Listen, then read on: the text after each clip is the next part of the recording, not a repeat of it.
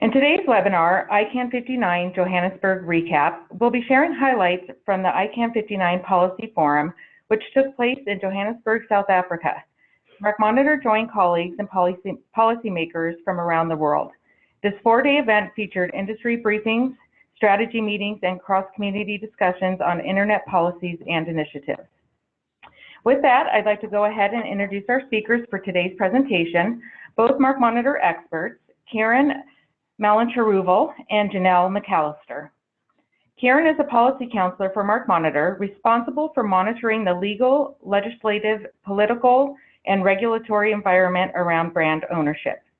She is a primary representative of MarkMonitor to the intellectual property constituency of ICANN.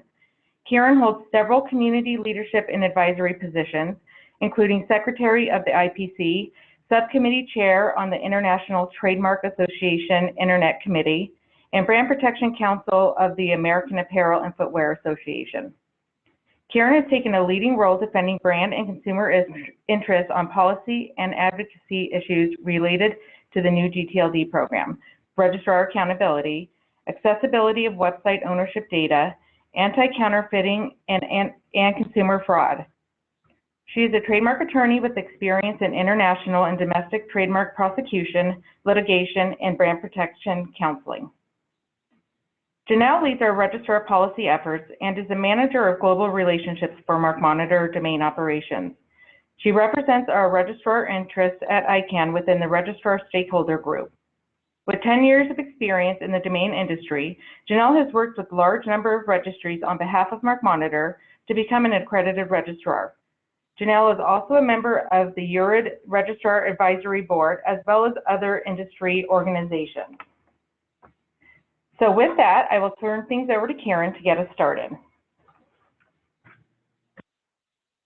Thank you, Allison, and welcome everybody to the ICANN59 Johannesburg recap. We're so pleased that all of you could join us. On today's agenda, we will discuss some of the highlights at the meeting. We will discuss the new gTLD program, the stats of the current program, the updates on the next round, and the updates on the review of the rights protection mechanisms. We will talk a little bit about geographic names, which relates a lot to how governments work and how they influence the ICANN process and how brand rights are taken into consideration. That was a huge issue in Joburg. We'll talk a little bit about Whois and privacy laws, including the next generation registration directory services PDP update. Janelle will talk a little bit about her work on the Privacy Proxy Services Accreditation Implementation Review Team. And she'll also give us an update on what's going on with the .brand registry group. And then we will come, after you are all inspired to join and be a part of this community, we'll talk a little bit about how and why you should get involved. So to start, let's go through some of the highlights in Johannesburg. The meeting, there we go, oops. Sorry, the meeting took place June 26th through the 29th in Johannesburg, South Africa. We were at the Sandton Sun Convention Center, which was beautiful. We were very well taken care of by our local hosts. It was a well-organized meeting.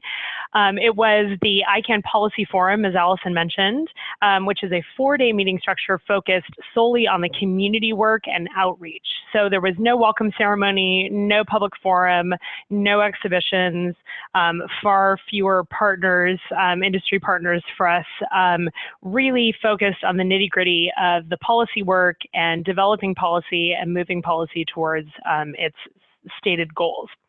The policy forum is always smaller than the other ICANN meetings. The other ICANN meetings are 6 and 9 days respectively. So 4 days is a long way to go, Johannesburg was a long way to go for 4 days rather. So it was a smaller group. It was even down from last year's policy forum, which was the first. It was 1,353 attendees. However, I will note that there was 36% local attendance, so African community members, which was much, much higher than the last meeting. There were only 5% African attendees last time. The focus in Johannesburg was largely on two sort of big issues that the community is facing. Geographic names, which relates a lot to community and multi-stakeholder powers, and Whois and the pending General Data Protection Regulation, or the GDPR in Europe, which is a new privacy regulation that the European Commission is implementing. We also focused on new gTLD subsequent rounds and moving the ball towards our completion of the analysis of the round, and also rights protection mechanisms like the Trademark Clearinghouse, trademark claims, and Sunrise.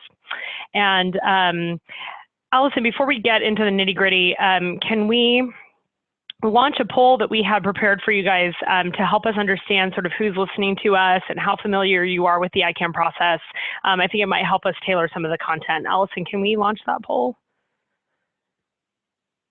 There you go. So how familiar are you with ICANN? Do you attend every meeting like Janelle and I do?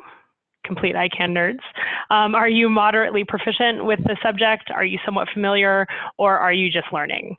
And don't be shy, nobody's judging you on your answer, even if you attend every meeting, which is probably the worst one. All right, go ahead and vote.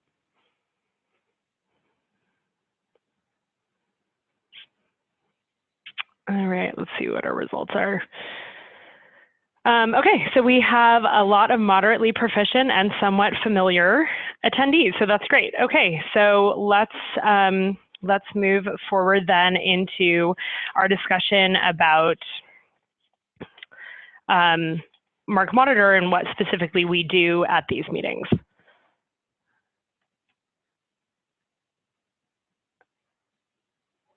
I'm having a slightly hard time with the slides. Allison, if you can help me, thank you. There we go. So the primary focus of MarkMonitor at ICANN is, of course, client engagement and mentorship. We want to make sure that when we attend ICANN, we understand which of our clients are attending, how we can mentor them through the issues that are being discussed, how we can share with them our thoughts, how we can learn what their thoughts are about, and basically further our understanding of what MarkMonitor's place really is in the policy ecosphere that's being discussed at ICANN. We attend meetings of several community groups, the primary one being the Generic Name Supporting Organization, or the GNSO.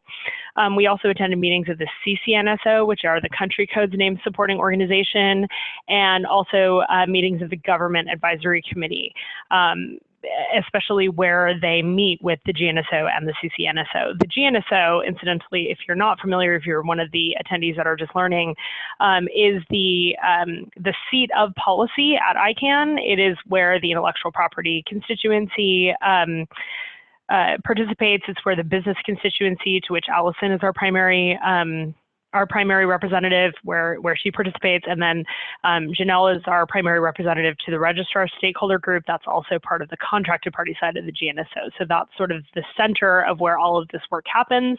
And so the majority of our meetings take place within the GNSO structure. Our focus really is understanding what the brand concerns are at ICANN, understanding the legal and regulatory developments in relation to ICANN issues. So for example, the GDPR was the big sort of legal and regulatory update, and how that's going to affect how we access Whois records will be super important to brands. We spend a lot of time advocating for brand owners within the process. We are members of almost every active GNSO policy development process working group. So we are participating in those PDPs, and we are identifying and participating in outreach activities to make sure that communication is focused not just on civil society and users, but also on increasing awareness of the impact of ICANN issues on businesses, small and large. We also spent a lot of time engaging with our individual constituencies and stakeholder groups. This meeting had less of a focus on the individual constituency and stakeholder group sort of administrative agenda, but we did each have meetings of our constituency group, and where we spoke about our individual policy priorities in relation to what the discussions were on the ground in Johannesburg. And now I will turn it over to Janelle, who is going to talk to us a little bit about the new gTLD program current status. Over to you. Thanks, Kiran. So yeah, I'll go through an update on where we're at with all the new gTLDs. It's hard to believe that it's been over 4 years and close to 5 years since the new gTLD program launched. And in that time, there's now 1,226 new gTLD strings delegated, which includes 1,241 registry agreements signed.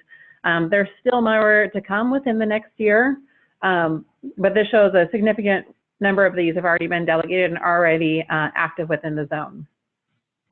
Of these TLDs that are delegated, we're still seeing a fairly significant number of TLDs that are using of domain registrations that are parked rather than pointing to live content.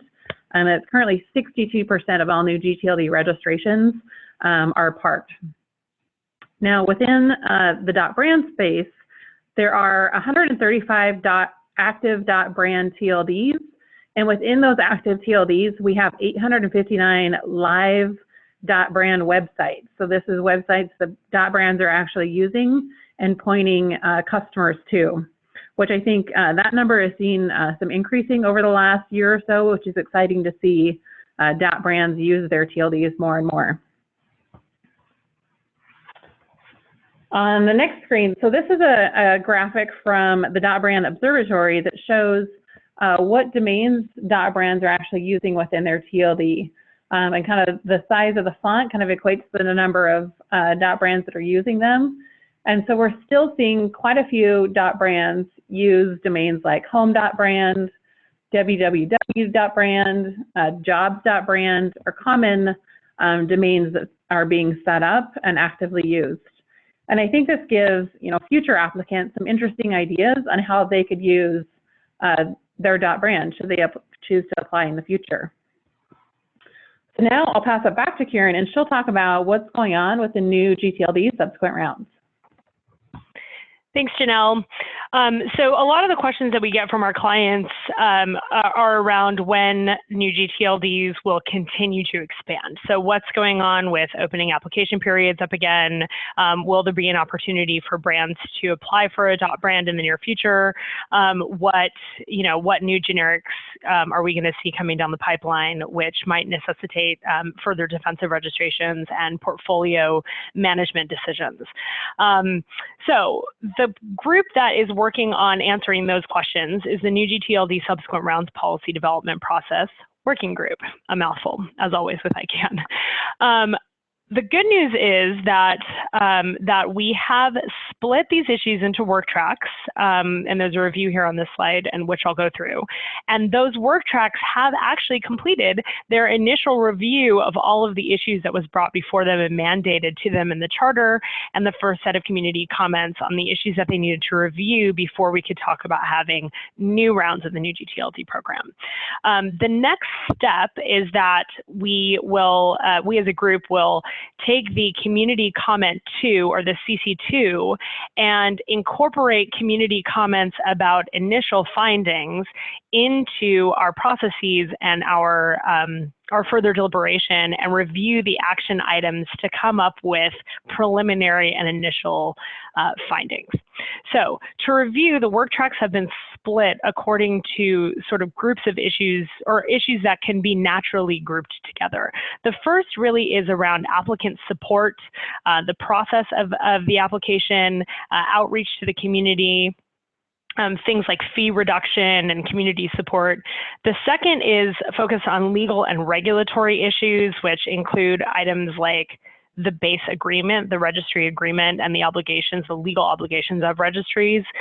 Work track 3 is focused on string contentions, objections, and dispute resolution, obviously very important for brand owners that aren't necessarily applying, but want to have a voice in those applications that may or may not infringe on their own legal rights. Work track 4 is focused on IDNs, which is short for internationalized domain names. So those are domain names in non-ASCII script, so in Chinese characters or Cyrillic script or Devanagari script. Also, technical and operational issues like name collision was a big one that will be addressed by Work Track 4. There is a brand new work track. So those of you who have seen this subject before will notice that there was never a Work Track 5. There is now. That work track is going to be focused on geographic terms, and we hope to kick the work of that work track off in September. There's also the issue of overarching issues, which have been split into sub-teams, and we'll get a little bit farther into the subjects on the next slide. So here we go. So on overarching issues, the PDP working group focused on the two sort of main questions in Johannesburg that they've reached rough consensus on, which was, should there be new gTLD subsequent procedures, sort of like a threshold or gating issue, so to speak. And the working group determined that there were no reasons against having additional new gTLD subsequent procedures, and so we've sort of reached a conclusion on that threshold issue. They also determined that there were no limits or there should be no limits on number of applications or overall applications in each round. They also addressed issues such as different TLD types like brands, communities, and closed generics, and the unique issues that each of those types of TLDs pose to different parts of the community, including how to evaluate whether you are truly a .brand, how to evaluate the impact on consumers of closed generics, and how to appropriately evaluate and delegate the responsibility of running a community TLD that purports to represent a certain subsect of the community. They also talked a lot about predictability and community engagement. So predictability is really about how often they can change the process after it's already started. So a lot of time, effort, and money goes into preparing the applications and business models for new gTLDs. And we want to make sure that the process is as predictable for those innovators as possible so that we can make sure to encourage people to be involved without them having to endure a lot of sort of unnecessary and extra costs. There's also a lot of discussion about how applications will be assessed. Will we continue to do rounds like we did in the first? Will it be an ongoing application window? Will it be first come, first serve? All of those issues are under overarching issues, and all of those issues made a little bit of headway in Johannesburg. I know that there are a number of people in our listening on this webinar today that are applicants or are potential applicants. The vast majority of the work of the working tracks will relate to those parties, but I think that insofar as most of the attendees are brand owners, I'll sort of blow through this quickly so that we can move on to some of the more sort of relevant and immediate issues for brand owners, but know that these issues are very complicated. Each work track is dealing with several issues, and we have more information if you need it on each of them. So in Johannesburg, Work Track 1 focused on application support and the Registry service provider accreditation and certifications. Around the Johannesburg issue, which is why this is in parentheticals, they also talked about things like systems and communication. Application support is probably the most relevant because it deals with how to support underserved communities in applying for gTLDs that serve their communities, which was a primary purpose of the new gTLD program to begin with. And so that's an issue that I think we're going to be watching very closely, and they are working on a set of policy principles for applicant support, including commitments to run a gTLD in a certain way or with a certain instated purpose. Work Track 2 focused in Johannesburg on closed generics, which is an issue related to a lot of brands, including .brands, who want to understand how closed generics will be treated.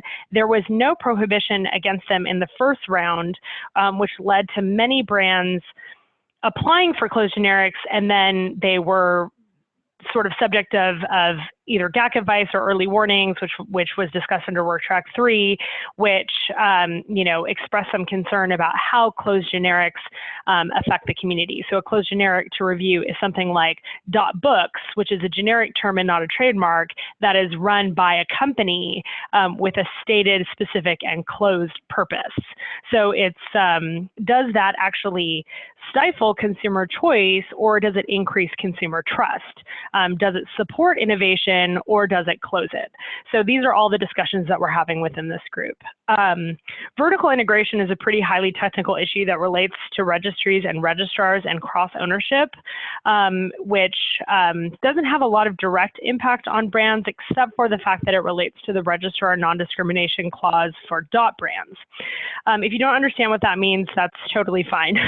Work Track 2 decided that vertical integration was okay, and there was no negative impact to the brand community as a result of vertical integration. There was no real obvious harm. So I guess all you really need to know is that it's all right. Work Track 3 focus on GAC advice and early warning, which was a huge controversy when it happened.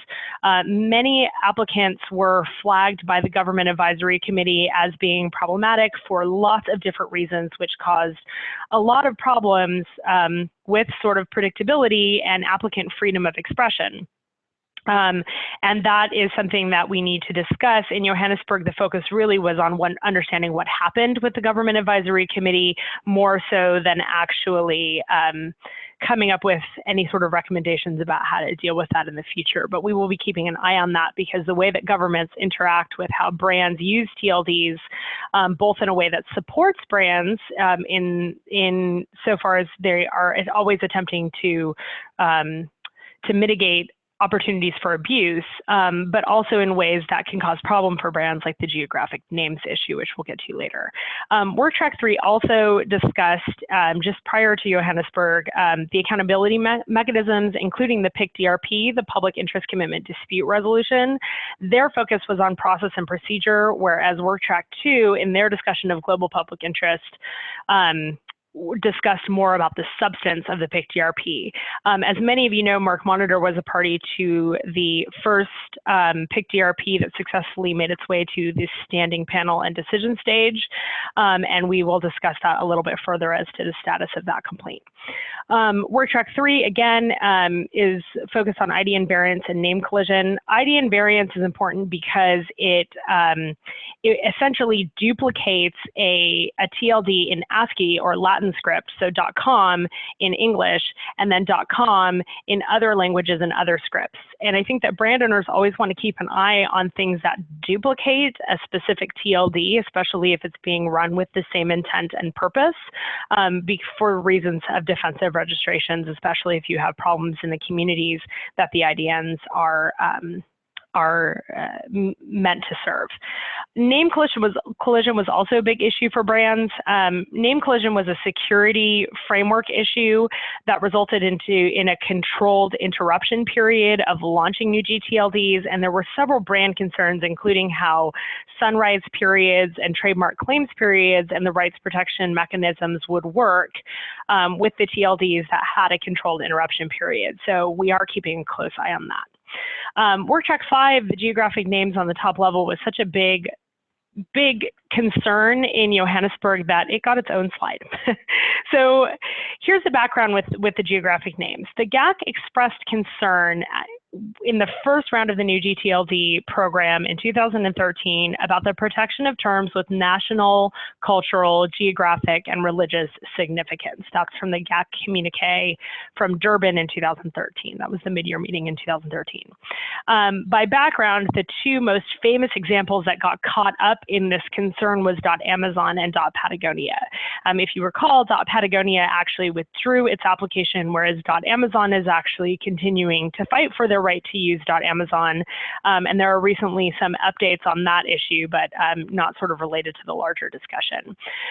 There is a current GAC proposal out for sort of discussion in the community, which essentially says that the governments can put any name that they deem sensitive or significant on an ever-growing and always organically evolving list, and that brand owners and other applicants have to always consult that list or be beholden to any sort of objection that's leveled against them based on the principle of geographic significance or sensitivity, regardless of the basis of law that concern or even the rights that the brand owner is expressing through the application.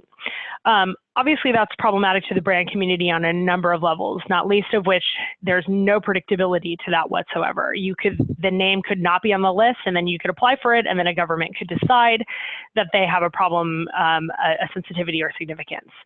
More important, it actually directly contravenes legal principle about how brand names are protected and used in this space. Governments have very specific legal rights to geographic indications, which is protected under treaty. And so geographic indications are not just any term that a government views significant or sensitive. And so I think that there needs to be a balance between government's potentially legitimate concerns about the use of geographic terms in the domain name space and the rights of brand owners to use the terms that they have legal rights in the domain name space. And it's not just brands that have geographic terms in them that are impacted by this. So you might think, well, I'm not Amazon, I'm not the North Face, I'm not Patagonia, I'm not any of these, potentially geographically sensitive brands. So this doesn't apply to me. But really what the issue is the interplay between what governments want without any legal basis and the interplay of the law and brand rights at ICANN.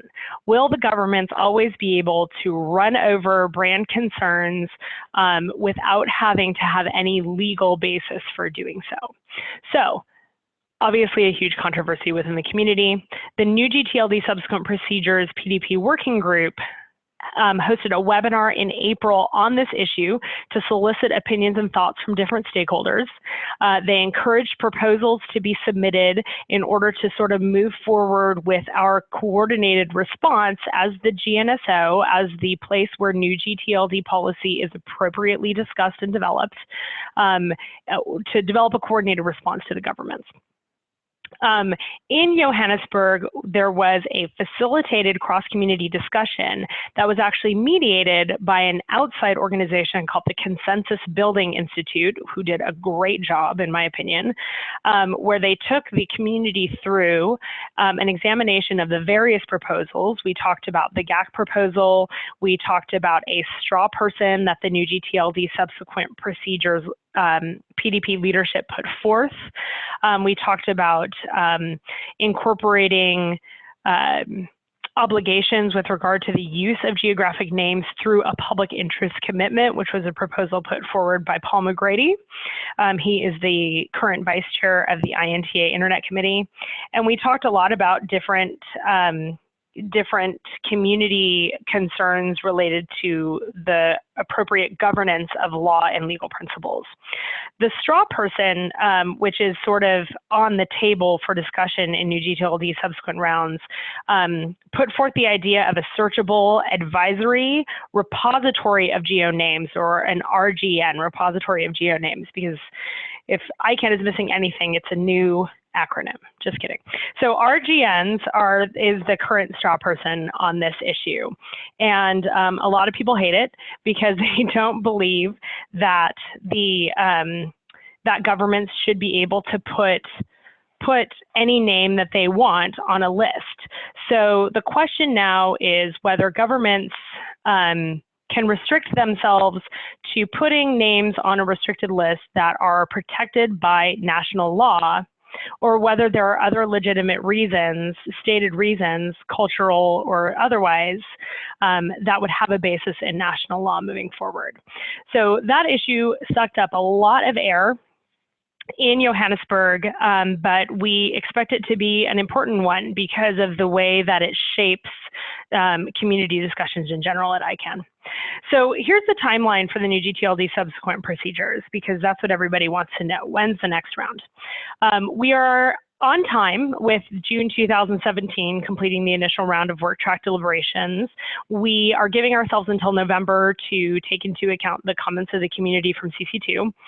The goal is to publish an initial report in January of 2018. Due to the number and the complexity of some of the issues in front of us, I think that's awfully ambitious, but I would love for it to happen that way. We think that in March, we would get a summary of public comment on initial report and maybe even complete the final report by the end of 2018. So it looks like if we can make this timeline, that the next round will be at the beginning of 2019. So very briefly, as I foreshadowed, I wanted to give a quick update on the .feedback PICDRP that MarkMonitor was a part of, along with a number of coalition members and facilitated by our friends and partners at Mayor Brown. There are a number of things that are happening currently. The public interest commitments are being discussed within Work Track 2 of the subsequent procedures, and the sort of main consensus on this is that there must be, in the public interest commitments that registries make, a specific cause of action for fraud at a minimum. We have to have a specific way to deal with and allege fraud by registry providers, period. Not to say that there was or wasn't fraud in this case. The complaint obviously alleges that there are issues that could potentially be fraud, but we asked the question and we did not receive the answer in the complaint because the panelists believed that the current structure and substance of the public interest commitments did not actually provide them a way to address allegations of fraud. So obviously that needs to be changed. In Work Track 3, we are discussing procedure. The coalition submitted comments to the CC2, which is the Consumer Choice, Competition, and Consumer Trust Review Group, to discuss sort of the failings or challenges that we had in the with respect to the PICDRP. The focus was really on accountability, transparency, and how the complaint was facilitated. We did not feel like we had good notice about, in fact, we had no notice about who the panelists were. We were not able to evaluate issues like conflicts of interest. We did not feel like there was equity and due process in how the submissions of each party were handled. And so those all caused a lot of issues for us and in some ways affected the way that we felt about the ultimate findings of the public interest commitments, which, as we said, declined to address the substance of the PICDRP, which was mostly related to allegations of fraud. A lot of our clients had their brand names registered into .feedback with allegedly fraudulent Whois records that suggested falsely that those brands were the owners of the domain name because the brand information from .com had been stripped from the .com Whois record and auto-populated into the .feedback record, even though the brands themselves had not actually instructed us or any other registrar to register the domain name for them. That happened about a year ago, so while we're working through all of this very slowly, some of these are coming up for renewal. We are working with ICANN compliance about those issues because the Whois records were not, in our opinion, appropriately validated under the Whois accuracy requirements for registrars, and we hope to have a definitive completion on that complaint to see if we can get those domain names down, or at least the Whois records updated to reflect that the brand owners are not actually the owners of those domain names.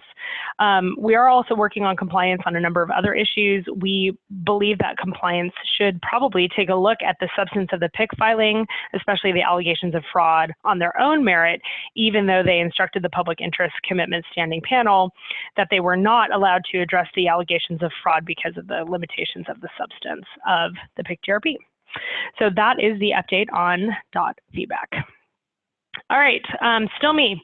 So we are talking next about the new gTLD program rights protection mechanisms in all gTLDs. If you recall, phase 1 was the examination of the trademark post-delegation dispute resolution procedure, the PICDRP, which was completely unutilized. So that was very easy to evaluate in that we had no information to evaluate it against. So unsurprisingly, no changes were recommended to the TM-PICDRP. We're also currently discussing the Trademark Clearinghouse, or the TMCH, Sunrise and Trademark Claims Service, and then sort of a new issue that's recently popped up, the additional marketplaces RPMs, formerly the additional voluntary protection mechanisms. These are things like registry-specific RPMs, like block lists, which were made famous initially by donuts. And then at the end of phase one, we'll discuss the Uniform Rapid Suspension System, which has been billed as a sort of UDRP light, a sort of quick and easy dispute mechanism that results in the suspension, but not the transfer of a domain name. Phase two of the RPM review will focus on the UDRP, which will obviously be really significant for brand owners. So to review what's happening, the Trademark Clearinghouse charter questions were finalized. Some of the hot topics in relation to the Trademark Clearinghouse that I think brand owners should really keep an eye on include confidentiality. Should the Trademark Clearinghouse remain confidential? The Trademark Clearinghouse and the records that are contained therein is currently confidential. A lot of people don't understand why the Trademark Clearinghouse is confidential and why it differs from open trademark registers. Some of our clients, and I tend to agree on this issue, believe that the Trademark Clearinghouse, not being a total set of all of the rights that brand owners own, actually represents a strategy, a business strategy, and a prioritization of their marks, which could act as a sort of a trade secret violation if it's open or transparent, and also sort of an easy roadmap for cyber squatters and bad faith registries to make a premium names list or a reserved names list based on those brands that companies value most. Another hot topic within the Trademark Clearinghouse is scope, whether or not we brand owners should be registering not just their trademarks generally, but what categories of goods and services the trademarks are registered in. This is sort of with an eye and a goal to determine whether or not Sunrise registration is appropriate in TLDs that do not necessarily correspond with the categories of goods and services in which trademarks have rights. Another issue is cost, and then sort of unique and different types of marks like design marks and geographical indications. How does the Trademark Clearinghouse deal with those, and is it appropriate to allow for things like trademark claims notices and Sunrise registration when you have sort of unique marks like design marks and GIs? So speaking of trademark claims, we as a group, we are discussing how the trademark claims program has worked for brand owners. I think that a lot of brand owners generally like the trademark claims notices, although they can be sort of burdensome and overwhelming, especially if several gTLDs are launching at once. So the questions are really, what is the intended effect, and is the trademark claims program serving that? The intended effect of the claims notice, which to review, pops up when a domain name applicant, regardless of their intent, is moving through the application process and they apply for a domain name that is an exact match of a Trademark Clearinghouse record. A notice will pop up that tells them that they are about to register a name that matches a record. And the idea is that deters bad faith registrations because they know that a notice will be provided to the brand owner on this. And it also provides notice to them in case they're innocent infringers to think about whether or not their use is infringing, whether or not it's fair use, whether or not it's protected speech, et cetera.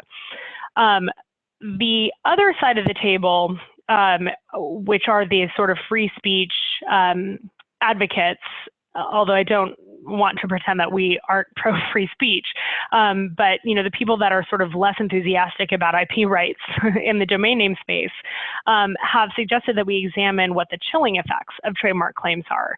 So for example, are claims notices deterring good faith domain applications? Is the language of a trademark claims notice intimidating? Or do we not make it clear that the potential applicant may very well have the right to own that that domain name. So other issues include data collection on abandonment rates that will help us understand whether or not there's been a chilling effect with the trademark claims rates. You know, how often is somebody putting a name into a shopping cart and then getting a notice and abandoning it? And also, what's going on with exact matches? Does the rule of exact matches limit the utility of Trademark Clearinghouse when people can just register a typographical variant of a famous brand? Other issues include sunrise. The sunrise period, obviously many of our clients have utilized the sunrise period for both defensive and affirmative registrations. Is it serving its intended purpose? Are there any unintended effects? Hot topics there include registrant-free expression and fair use, again, and the appropriate application of trademark rights, including the limits of trademark rights to sunrise rights. And that is related to the concern that I spoke about earlier about limiting gTLDs related to the category, limiting sunrise availability to the gTLDs related to the category of goods and services in which the dictionary terms which the trademark are protected. So if you have a dictionary term trademark, like the very famous example, totally hypothetical, of Apple, yes, they have a trademark registration and very strong trademark rights with regard to, you know, computers and phones and music. Do they have the same amount of rights to register in .food, for example? So lots of really interesting things to continue to discuss as we sort of strive for the appropriate balance between trademark rights and the appropriate expression of trademark rights and freedom of speech and freedom of expression and fair use. The additional marketplaces RPMs, which is brand new, was pretty controversial to even discuss because there are some limits as to ICANN's policymaking powers in relation to the private market and registries coming up with business models that support trademark owners. And we certainly don't want to discourage registries from implementing business models that are positive and taking into account trademark and brand owners' concerns. But we decided to include it in the policy development process because it is important for us to understand what the interplay between ICANN mandated RPMs and additional RPMs such as block list really is, so that we can examine and understand the entire ecosystem of how brands and trademarks exist within the new gTLD system. And I think that that is an issue that is very sort of near and dear to our clients' hearts on that one. So moving on, the other big issue in Johannesburg was Whois. And this is sort of such a big issue that it would be hard for us to do it justice with the webinar. So I'll just quickly go over the two sort of main things that were discussed. The first is the general data protection regulation. In Johannesburg, there was a cross-community discussion on the GDPR that was chaired by Cheryl Langton-Orr, who's the ALAC liaison to the GNSO, so truly cross-community. And we have presentations from ICANN and the European Commission on this. And ICANN actually initiated an ad hoc cross-community group or task force that will be dealing with how the GDPR is going to affect the current Whois ecosystem. Other things that were discussed in Johannesburg about Whois included the next generation registration directory services, PDP. There was a face-to-face meeting and a cross-community discussion, and then also the thick Whois implementation review team also met. So really quickly to discuss the GDPR, it's an EU regulation on the protection of natural persons with regard to processing of personal data and the free movement of that data. It will be in effect on May 25th of 2018, which sounds like it's a far way away until you take into account how slow ICANN policy really moves. The goal of the entire community is to try to find the balance between legitimate interests of data processors, except where that's overridden by the privacy interests of the individuals to whom the data is personally identifiable. So basically, the GDPR states that personal data processing must have a lawful basis you can either get the consent of the data subject to use it, or if you want to use the data, it must further a legitimate purpose consistent with privacy interests. There is also a legitimate interest test, which requires us to go through a number of stages to try to figure out, whether or not this is appropriately balanced, sort of a public interest examination essentially versus a privacy examination. And of course, adequate safeguards must be in place to protect the data in order to make sure that it is only used narrowly for the legitimate interests and purposes that were identified. Sounds complicated? It definitely is. The focus in Johannesburg was really on how this is going to affect the DNS and its users, how it will affect the services offered by registry and registrars, and how it affects transparency of Whois and legitimate access to registrant information, which, as brand owners is central and key to brand protection strategy. So the next steps is that ICANN will study the issue and provide guidance on the effects of the GDPR on the current Whois ecosystem, including the processes of registrars, registries, and registrants. They are collecting use cases, including IP and brand use cases. We have a fantastic advocate from the IP community. His name is Alex Deacon from the Motion Picture Association of America. And then there will be an in-depth examination with the European Commission and with the Directorate Generals to examine the GDPR and what exemptions are available. The goal is to find a more elegant solution than just a blanket exemption to anybody that's processing personally identifiable information, PII, in or around or from Europe. So the idea is blanket exemption is not actually appropriate to the language of the GDPR. So we're trying to find a more elegant and narrowly tailored solution, which doesn't totally eliminate our interest in obtaining the information in the first place. The next generation registration directory service PDP hasn't made a ton of progress, I'll be honest. Determining what the fundamental requirements are for gTLD registration directory and what the policy framework may be required to address these is not an easy job. What did happen in Johannesburg is that the group agreed on a minimum data set, which sounds really simple and was super, super complicated. The minimum public data set is the domain name, the Whois server, the referral URL, the sponsoring registrar, the ICANN number, the name servers, the DNS sec, and then the sort of update creation and expiry dates. All of these are related to the technical functioning of a domain name and the technical functioning of the internet. So we agreed that that's the minimum public data set. However, we did not agree that that necessarily means that it's public. The group was not able to come to a conclusion on that because of a couple of very strong dissenting voices that believe that even these sort of limited technical indicators could be appropriately considered personally identifiable information.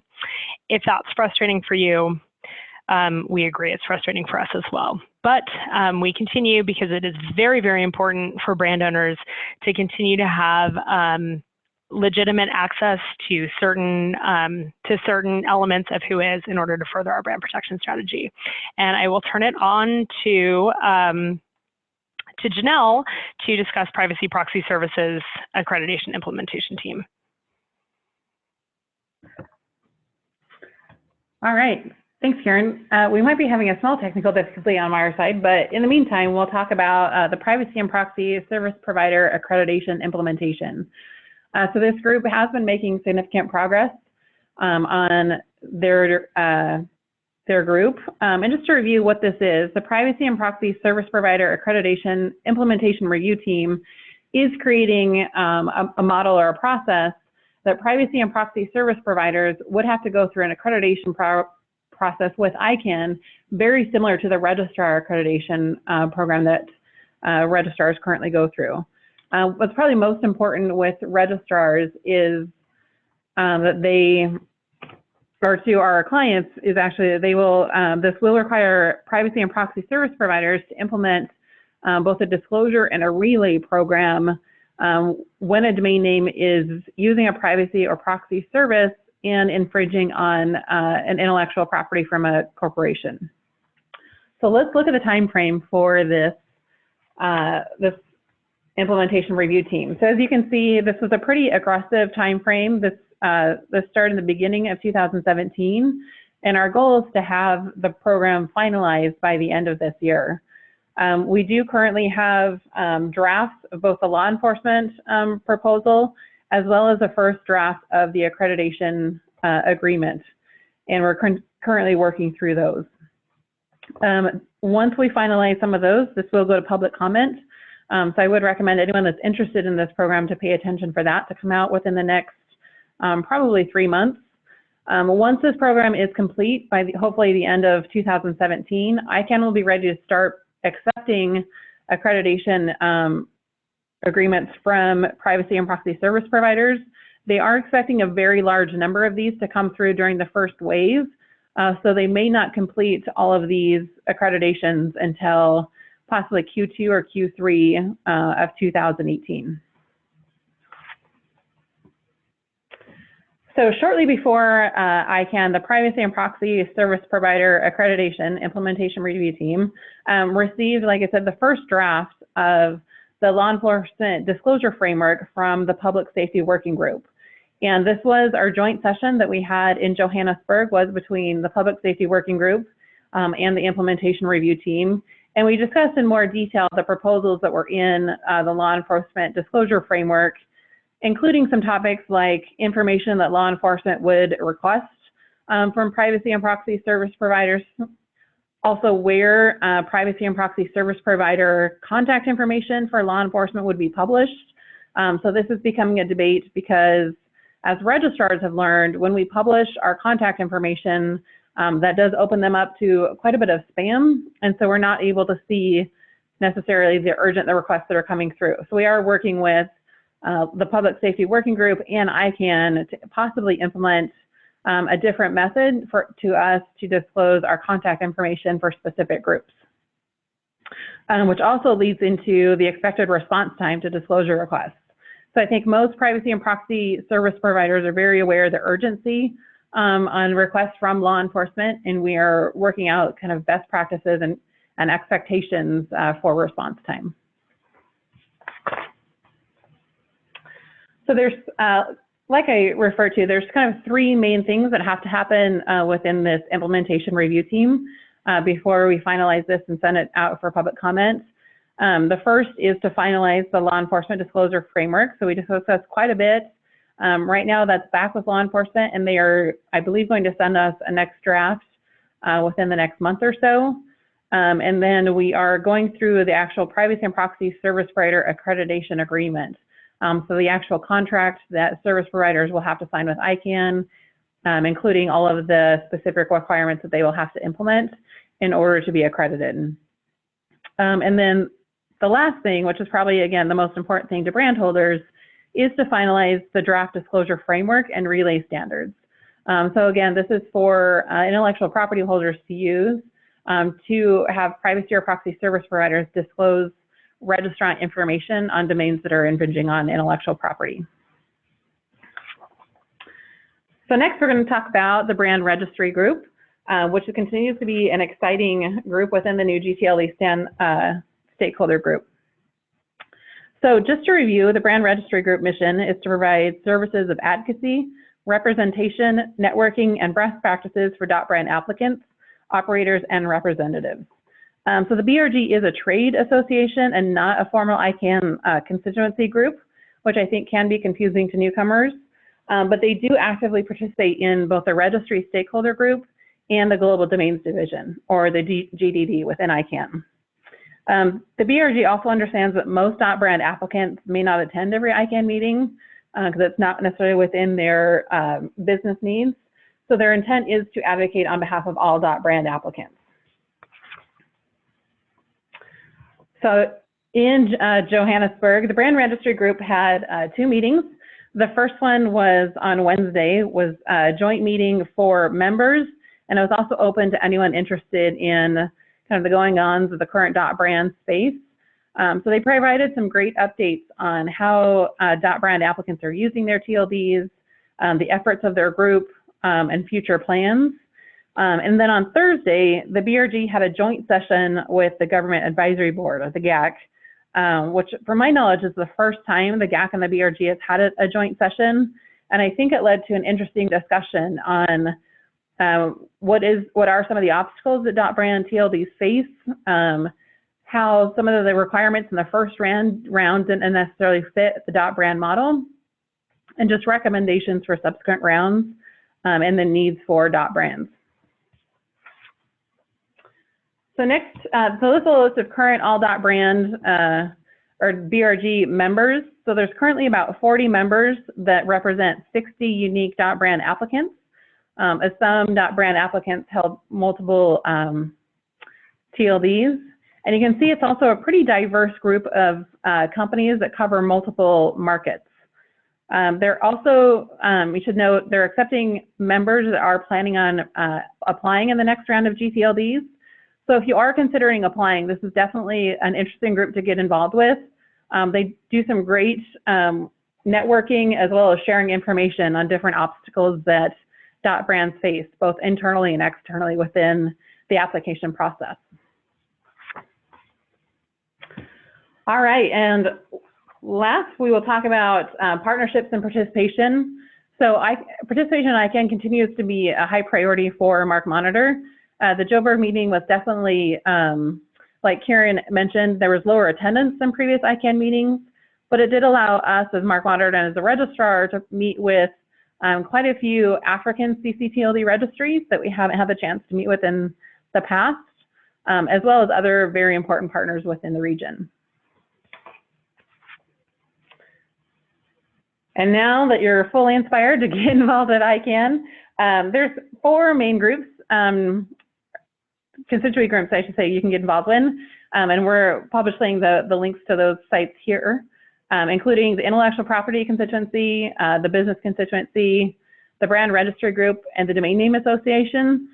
Do know none of those groups are exclusive. You're more than welcome to join more than one, or depending on your business needs and your business model, one could be definitely enough. So up next, it's hard to imagine already getting next for the next ICANN meeting, but the next one is October 28th through November 3rd in Abu Dhabi. So that is the annual general meeting, which is the longer, I believe, meeting compared to especially the 4-day policy meeting. So next, I'm going to pass it back to Allison to facilitate our Q&A session. Great. Thank you very much, Janelle and Kiran. I know we're running close to the hour, but we do have a couple of minutes to address a few questions. And as a reminder, if you do have questions, please submit them via the Q&A function on your screen. And if we don't have time to address them, we will make sure that we follow up with you. Okay, so we did have a couple questions come in during the presentation. First one, with all the high priority working groups going on, how can I decide which one would be the most beneficial for me to participate in? Thanks, Allison. This is Janelle. I think that's a really good question, and I appreciate there are a lot of really important working groups going on. Like Kiran will walk us through everything from subsequent rounds, the future of Whois, to rights protection mechanisms, and I think it can get very overwhelming for companies to decide which group they should participate in if they can't have the resources to cover all groups. So that's something that Kiran and I historically have mentored our clients through in understanding what their unique business needs are and what may be really important to them and what group could be the best fit for them to participate in. So I would say to any clients, if you're trying to figure that out, definitely feel free to reach out to Kiran or I, and we can help walk you through and make those decisions. Great, thanks, Janelle. Let's see this one. What happens to Whois if GDPR goes into effect without ICANN deciding on an exemption process? Thanks, Allison. This is Kiran. I will take that one. That's also a really good question and a sort of scary one. I think that there is a general call in the community for people to really try to address the impact of GDPR and the current Whois structure with as much a spirit of compromise and collaboration as possible in order to protect the integrity of not just like traditionally personal identifiable information like names and addresses and email addresses, passes, but also just the things that are required for the DNS to function appropriately. It will be a huge burden to registries, registrars, and third parties with legitimate interest in registration directory information if all of this information is sort of default opaque as a result of the passage of the GDPR. So something to really watch very closely. I think that the vast majority of community members want to work together on this, and that's why this ad hoc group is super, super important to protect the integrity and transparency of Whois. So keep an eye on that. That one's going to be really relevant to brand owners. Great. Thanks, Kiran. All right, so it looks like we've hit the hour, and I want to thank you again, Kiran and Janelle. We appreciate you sharing those insights with our audience. And I'd also like to thank everyone tuning in for their participation. And as a reminder, we'll be sending out a follow-up email with a link to the webinar's recording and presentation slides within the next couple of days. So you can be on the lookout for that email. And that concludes our webinar for today. Thanks again for tuning in, and have a great day, everyone.